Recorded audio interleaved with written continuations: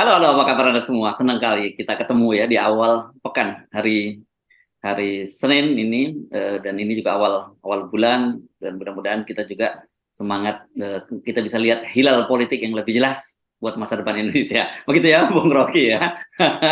Iya, ini May Day, satu satu hari buruh internasional, Yes. dan akan ada banyak demo di daerah itu. Dan kita tahu bahwa gerakan buruh itulah inti dari gerakan perubahan sejarah. Dan Indonesia juga punya tradisi itu. Ya, Jadi ya. selamat Hari Buruh sedunia, khususnya buat Indonesia yang sedang mengalami kegelisahan itu. Ya, Jadi ya, ini ya. ada Senin yang menggelisahkan. Yes. Tiba-tiba pagi-pagi ada orang kirimin saya tulisan Majen Pangdam Siliwangi di Ya, Kompas Majen itu. Kunto ya, putranya Pak Tri ini ya. Iya, itu Majen Kunto, dan Majen kita Kunto mulai ya. meraba-raba ada apa sebetulnya. Tapi Hmm. udah, itu semua adalah variasi-variasi yang kita tahu karena ada ketidakpastian dan kegelisahan politik. Kira-kira begitu pengantar yang Ya, ya. menegangkan hari ini.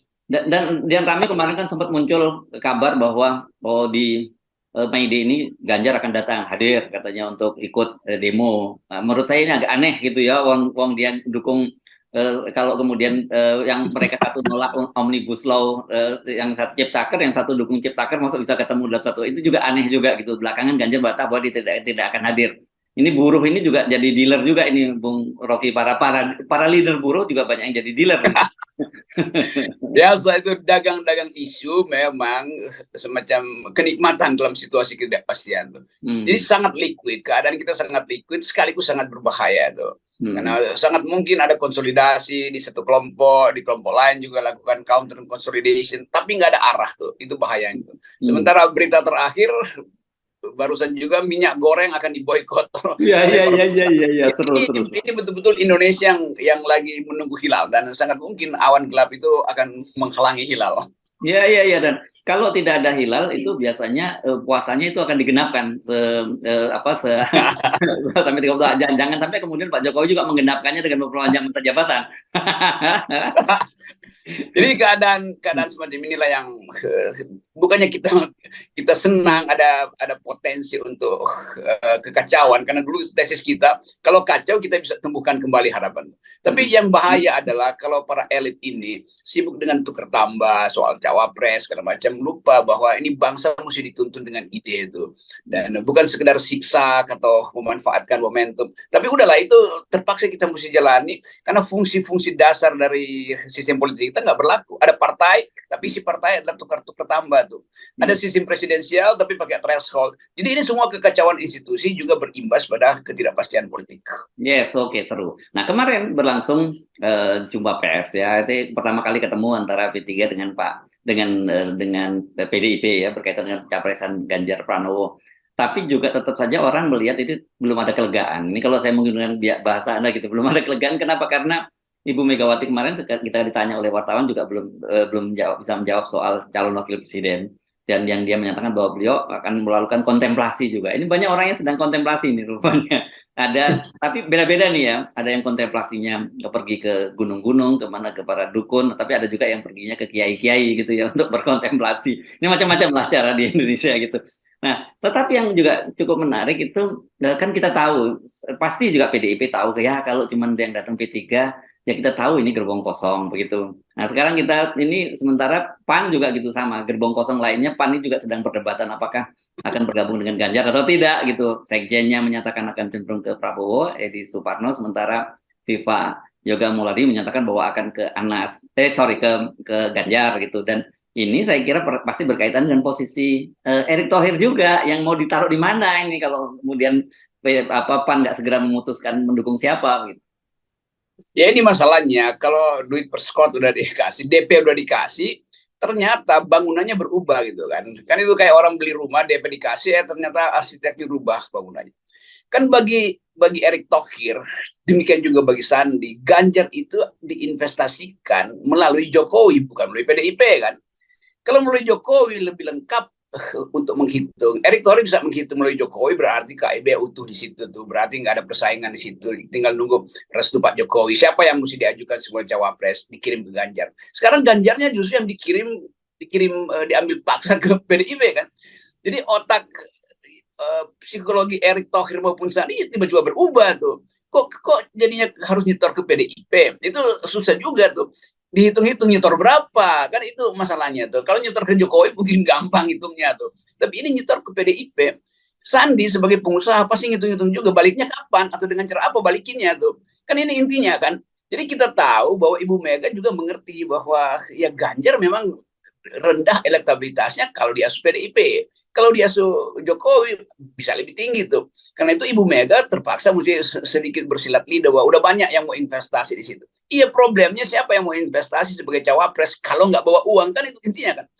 Jadi kalau Ibu Mega yang mendaftar udah 10 calon, nggak itu agak susah dimengerti. Dia bawa apa ke situ tuh. Yang dibutuhkan Ibu Mega atau PDIP adalah uang. Itu jelas itu buat kampanye kan. Jadi pasti cuma ada 2 yang sebetulnya potensial di situ. Tapi yang 2 ini pun ngitung-ngitung. Balik nggak modalnya kalau ditanam di PDIP? Kan itu dasarnya. Jadi kita tahu lah itu soal-soal di belakang layar. Ya, dan kita ingatkan Bu Mega jangan mengulang kasus Pak Jokowi yang bilang bahwa investasi di IKN sudah oversubscribe, tapi tiba-tiba Menteri PU-nya bilang sampai sekarang masih nihil. Jangan sampai terjadi begitu ya, kita ingatkan aja ini.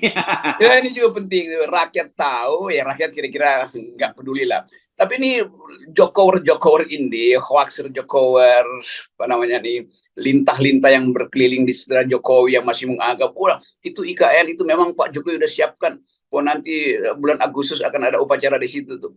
Jadi itu semua kan jadi omong kosong kan. Mereka yang nggak paham tentang ekonomi politik menganggap bahwa IKN masih jalan. Akhirnya siapa yang bantah itu? Ya bukan FN yang bantah, menterinya Jokowi yang bantah, nggak ada satupun yang mau investasi di situ kan, clear jadinya kan. Jadi Menteri PUPR bilang, iya itu nggak mungkin terjadi lah, udah diam aja lah, mau Bahlil kayak mau para pendukung, mau segala macam TV corok yang berupaya untuk kasih sinyal.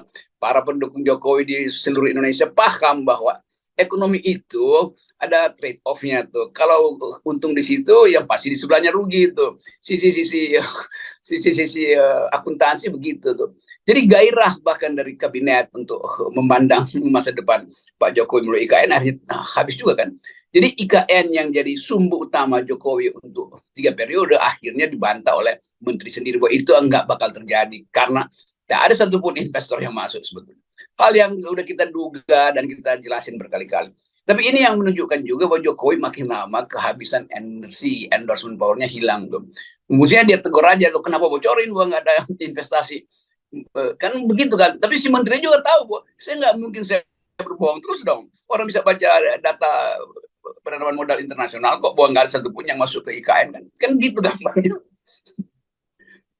Seru, tapi kan ini konteksnya mengingatkan Ibu Megawati jangan ketularan begitu, karena ini serius ya kan, berkaitan dengan pencalonan Ganjar ini bagaimanapun mesti dikalkulasi ulang, karena kita sejak awal menyatakan bahwa itu Ganjar itu hanya akan peluangnya kemungkinan dia menang kalau diasuh oleh PDIP dan juga Pak Jokowi. Tapi persoalannya kan kepentingan dua figur ini, Pak Jokowi dan Ibu Megawati, ini sudah berbeda, jadi sulit untuk mempertemukan gitu, dan akhirnya di sini yang jadi korban kan P3 udah lebih duluan nyemplung gitu, dia nggak mungkin lagi narik, sementara PAN masih kebingungan. Kalau Golkar jelas sudah sejak awal dia posisinya kan lebih jelas gitu. Ini juga berhubungan dengan kepentingan investor. Investor mau Ganjar itu nerusin proyek Jokowi, IKN terutama tuh. Sekarang orang Jokowi sendiri, menterinya bilang nggak akan ada itu jalan terus. Lalu Ganjar mau kampanye apa soal IKN? Lalu investor mau berharap apa dari IKN itu? Kan itu juga lukratif investment kan yang sangat mewah di situ tuh. Seluruh pemodal itu merasa bisa balik modalnya dengan mendukung Ganjar bila Ganjar mau meneruskan proyek IKN. Akhirnya Ganjar bilang saya akan teruskan. Bagaimana caranya? Wong Jokowi sendiri lewat menterinya bilang nggak bakal jalan itu. Jadi semua ide kampanye yang tadinya ada pada Jokowi tentang legacy Ganjar yang akan meneruskan segala macam itu akhirnya batal karena keadaan itu. Itu intinya. Nah sekarang PDIP pusing nih mau terima siapa, mau terima Sandi atau mau terima Erick Thohir. Erick Thohir juga mungkin berpikir, waduh ini berat banget ya, mending gue pas aja deh, nggak mau kemana-mana tuh. Kan itu hitungannya begitu kan. Karena ini dua orang ini kan investor aja tuh. Jadi memang PAN terpaksa mesti nyodok-nyodokkan ke Megawati Erick Thohir karena dia udah dapat perskot, udah dapat DP dari Erick Thohir. Sementara buat Erick misalnya ya udahlah, mau habis-habis persekoti itu. Tapi kan kalau itu nggak dilakukan, ya PAN hilang aja di dalam pertarungan. Ya. Kan partai kecil yang mengandalkan amplop tebal, itu masalahnya tuh. Ya. Nah, ini menarik ya. Dalam posisi ini kan kalau Erick Thohir ini ada dua pegangannya. Satu PAN, yang satu lagi Ansor ya, GP Ansor ya, karena dia kan jadi kader Banser situ. Dan bagi GP Ansor dengan menyatakan dia mendukung Erick Thohir udah selesai. Kan dia tidak ada kewajiban lagi karena dia memang bukan partai politik. Ya dia bilang saya udah mau ngumumin ya, udah sah lah, udah transaksinya sudah ijab kabulnya udah beres begitu ya, Bung Rocky, karena gue udah ngomongin ya gitu. Tapi kalau nanti tinggal kalau dapet tiket ya gue dukung lagi, kalau enggak ya enggak. Sementara PAN kan nggak bisa kayak Ansor gitu loh. Dan padahal kemarin kita baca statusnya dari Menak, Gus Yakult ini tentang calon presiden, menurut dia wah ini dia kan mengunggah itu ya di akun Twitternya yang pertemuan Pak Prabowo dengan Airlangga yang menyatakan bakal menarik ini loh. Ini apalagi nih kalau seperti ini kan gitu. Itu yang kita ucapkan selamat pada Ansor Yunto NU yang udah menang banyak. Jadi belum main udah menang banyak kan. Jadi udahlah. Itu konsekuensi dari politik yang bagian-bagian tukar tambahnya secara material, secara finansial itu terlalu tinggi itu. Dan Erick Thohir ya salah sendiri kenapa mau investasi di bidang yang sebetulnya penuh risiko itu. Kan investasi politik pertama-tama adalah sikap moral, sikap etis, lalu investasi soal konsep, yaitu kita sebut investasi intelektual, baru investasi elektabilitas. Jadi kalau sekedar mau membeli suara dan itu bisa dengan mudah tuh dibatalkan oleh suara yang oleh keadaan yang berubah kan. Jadi kita mau kasih peringatan pada bangsa ini bahwa berhenti dengan money politics karena itu tidak menimbulkan rasa bangga tuh, rasa nyaman tuh. Kalaupun Erick Thohir masuk ke PDIP kan orang tanya Erick Thohir bawa apa? Ya bawa gerbong apa? NU, PKB, NU atau PAN. Ya apakah itu gerbong yang real sebagai konsepnya Erick? Bukan, itu gerbong yang dibeli. Itu masalahnya kan. Jadi malulah kita kalau pada akhirnya satu waktu milenials akan tertawa bahwa oh ternyata di satu waktu para pemimpin kita sebetulnya palsu tuh. Dia nggak punya ide, dia nggak punya konsep, konstituennya kecil, tapi dia bisa beli. Jadi buat apa? Ya kalau mau berpolitik jangan cari uang banyak-banyak. Bagaimana cari uang paling banyak? Ya lakukan korupsi kan, lakukan penipuan, lakukan money laundering. Jadi ini berita buruk sebetulnya di balik ketidakpekaan para lembaga survei yang sekedar mensurvei elektabilitas yang dasarnya adalah jual beli. Kan bukan konsep kan yang dikompetisikan pada akhirnya. Di situasinya hari ini ternyata semua capres itu belum bisa menarik lapas lega ya, Bung Rocky ya. Baik Anies Baswedan lebih duluan diusung oleh 3 partai, Ganjar, bahkan juga Pak Prabowo sekalipun gitu ya. Kan Pak Prabowo juga sampai sekarang kan kita belum dapat gambaran walaupun ada tanda-tandanya itu. Nanti kita bicarakan soal Prabowo, tapi kita ngomong secara umum situasinya begitulah sekarang ya. Betul, jadi ketidakpastian adalah hal yang pasti hari ini. Yes. Dan dalam ketidakpastian itu anything goes, apapun bisa terjadi itu. Yang berbahaya adalah kalau ketidakpastian ini mengarah pada jegal-menjegal akhirnya. Dan kerakusan itu kan harus dimaksimalkan, sementara ketidakpastian akan mencegah mereka untuk cari bahkan jalan tikus. Tapi ini bangsa yang lagi belajar. Saya mengerti bahwa Jokowi masih punya sedikit peralatan, Megawati masih sedikit punya semacam kalkulasi metafisik itu. Kalau Ganjar memang nggak naik elektabilitasnya, ya diganti aja kan, gampang aja kan. Kan pragmatisme itu juga ada pada PDIP. Kenapa PDIP akhirnya masuk pada pragmatisme? Karena kadernya itu sedikit sekali itu. Demikian juga PAN akhirnya di partai yang dulu saya ikuti perlahan-lahan sejak masih berstatus LSM, namanya apa, Majelis Amanat Rakyat. Ya. Jadi kita ingatkan bahwa PAN itu didesain untuk satu politik yang ethical, yang berbasis etika itu, yang berbasis masyarakat sipil, berbasis intelektual. Sekarang dia berbasis amplop, dan malu sebetulnya kan. Anak-anak muda PAN itu coba belajarlah, tegur aja tuh ketua umum kalian itu, bahwa dia sedang mengarahkan PAN itu menjadi partai yang hedonis sebetulnya tuh, karena terpukau oleh uang segala macam. Demikian juga P3 yang bahkan basis moralnya kuat karena basisnya agama, akhirnya mesti tukar tambah dengan kepentingan uang.